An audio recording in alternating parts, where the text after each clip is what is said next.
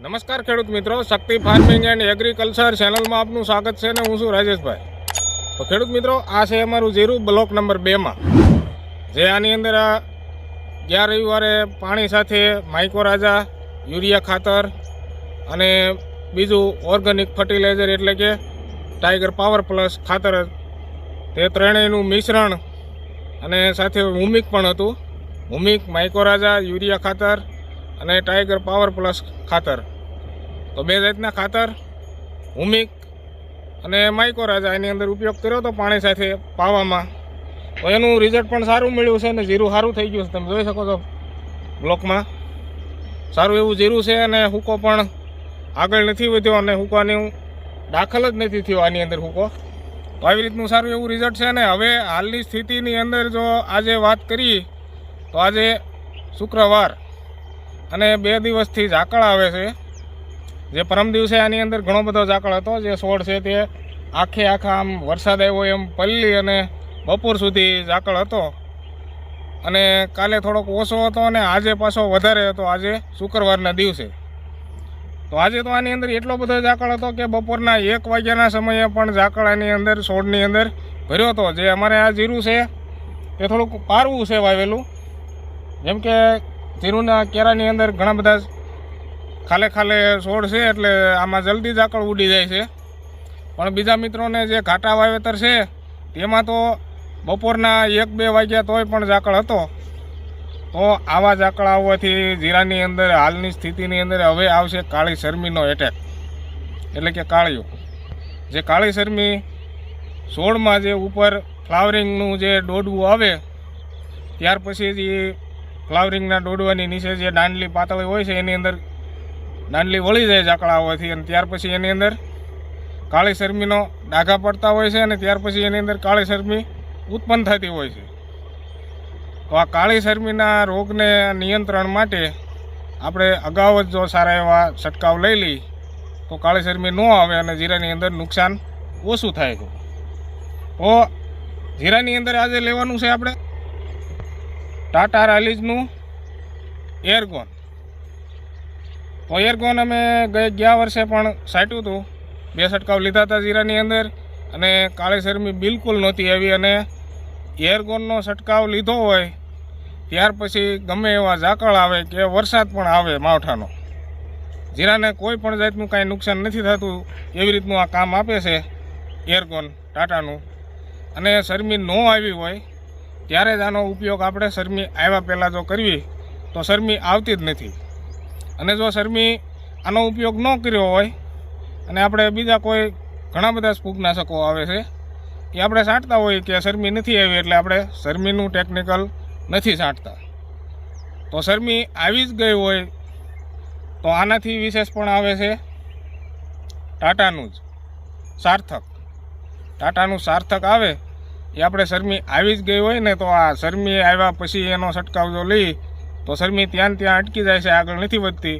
નહીંતર શરમીનો એવો રોગ છે કે 1-2 દિવસની અંદર આખા જ બ્લોકની અંદર ફેલાઈ જતી હોય છે અને જીરું પૂરેપૂરું બળી જ જાય છે શરમીની અંદર। તો આવી રીતના શરમીનો ભયંકર એટેક આવે એ પહેલાં જો આપણે સારી એવી માવજત કરવી તો શરમીના રોગથી જીરાને બચાવી શકાય। તો આ એરગોન દવા છે ટાટા રાલીઝનું, ગયા વર્ષે અમે ઉપયોગ કર્યો હતો અને સારા એવા રિઝલ્ટ મળ્યા હતા અને ઓણ પણ અત્યારે ઉપયોગ કરવાનો છે, આની અંદર છાંટવાનું છે। અને આની સાથે કોઈ પણ થ્રીપ કે પોષણ માટેની કોઈ કુળેપની દવા હોય તે સાથે નાખી શકો છો, બીજા કોઈ પણ ફૂગનાશકની આની સાથે જરૂર પડતી નથી। અને આ હુકામાં પણ રાહત આપે છે, શરમીમાં પણ રાહત આપે છે, તો સારું એવું ટેકનિકલ છે આ। અને આની અંદર ટેકનિકલની જો વાત કરવી, ક્રેક્સોસીમ મિથાઇલ 44.3% જે છે તે સૂકામાંય કામ આપે છે અને શરમીમાંય કામ આપે છે। જે શરમી ન આવી હોય એટલે શરમી આવવા દેતું નથી આ। તો આનું હવે કઈ રીતનું માપ છે અને પંપની અંદર કેટલું નાખવાનું એ આપણે પંપ ભરવા જઈશું અને માપ બતાવી દઈશું। તો મિત્રો હવે પંપ ભરવા જઈએ પહેલાં થોડોક જીરાનો બ્લોક જોઈ લઈ, છોડ જોઈ લઈ શું સ્થિતિમાં છે।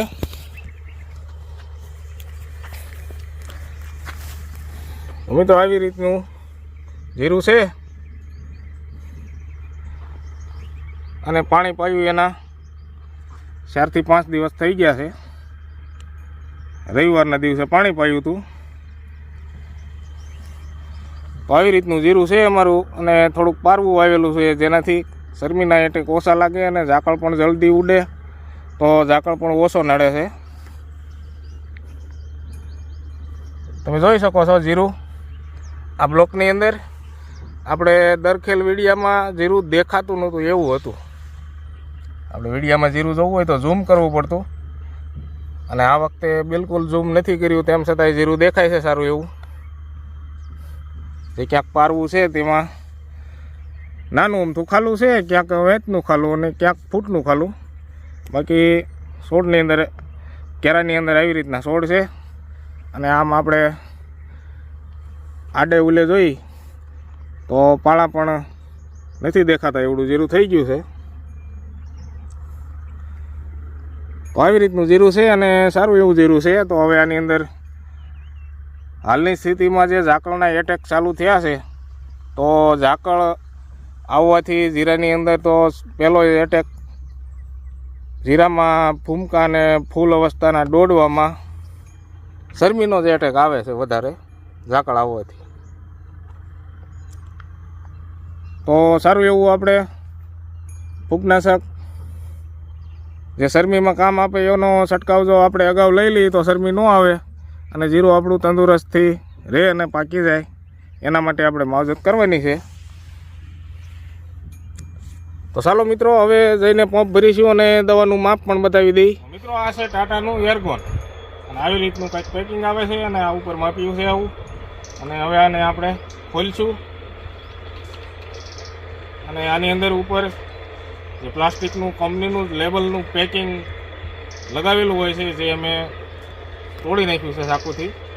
અને હવે આનું માપ રાખવાનું છે એક પંપની અંદર 20 થી 25 મિલી. જે આપણે વધારે શરમીનો એટેક ન હોય અને આવે એમાંય ન હોય, જેનાથી આપણે સારા એવા ટેકનિકલ, જે સારા એવા ફૂગનાશકનો ઉપયોગ પહેલેથી જ જે કર્યો હોય છે, એમાં શરમીનો એટેક આવવાની શક્યતા ઓછી રહેશે. તો 20 મિલી પણ નાખી શકો અને 25 મિલી પણ નાખી શકો. અમે આની અંદર 25 મિલીનો ઉપયોગ કરી રહ્યા છીએ. જે ઝાકળનો એટેક તો વધારે આવે છે, પણ તેમ છતાં જીરુંની અંદર કંઈ વાંધો નથી, એટલે 20 મિલી પણ ચાલે. અને 25 મિલી, 20 થી 25 મિલી નાખવાનું હોય છે. આ તો એક પંપની અંદર 20 મિલી એર્ગોન, જે સફેદ લિક્વિડ ફોર્મમાં આવે છે. તમે આની અંદર જોઈ શકો છો, સફેદ લિક્વિડ ફોર્મમાં દવા આવે છે ઘાટી. તો 20 મિલી પંપની અંદર નાખી દીધું છે. અને એની સાથે આપણે થ્રીફની દવા પણ નાખી શકીએ, અને નકરું છાંટો તો પણ ચાલે. તો આ નકરું એર્ગોન છાંટવાથી ફૂગનાશકની કોઈ પણની જરૂર નથી પડતી. જે સુકારો પણ કંટ્રોલમાં લાવી દે છે, અને સુકારો આગળ નથી વધતો આનો છંટકાવ લઈ લીધો હોય એટલે. તો સુકારાની દવાની પણ જરૂર નથી પડતી અને શરમીની દવાની પણ નથી જરૂર પડતી આપણે એર્ગોનનો છંટકાવ લેવી ત્યારે. અને છોડનો વૃદ્ધિ અને ગ્રોથ પણ સારો થાય છે.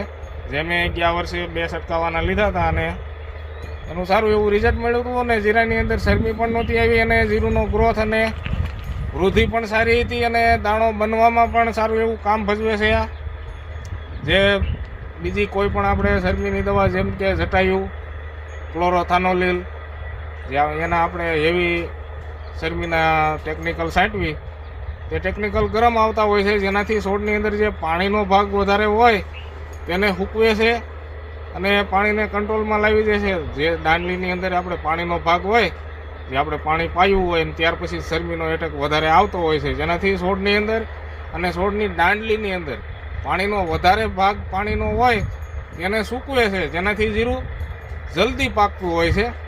જે ફૂલડા હોય તેમાં દાણો, નાનો દાણો કે મોટો દાણો બની અને જલ્દી પાકી જાય છે. અને આ છે તે એર્ગોન છોડનો વિકાસ પણ કરે છે અને છોડની અંદર વૃદ્ધિ પણ કરે છે. જે જમીનની અંદર ભેજ હોય તો એક માળ બની ગયો હોય ત્યાર પછી બીજા માળના પણ દાણા બની જાય છે આ એર્ગોન છાંટવાથી. જીરું એટલે કે જીરું તાત્કાલિક વળતું નથી અને જલ્દી નથી પાકતું. જે એના રેગ્યુલર પૂરા દિવસો થાય ત્યારે જ જીરું પાકે છે. તો આવી રીતનું સારું એવું કામ છે ટાટાનું એરકોન. તો એનો અમે છંટકાવ લઈશું અને પંપ ભરી લઈશું.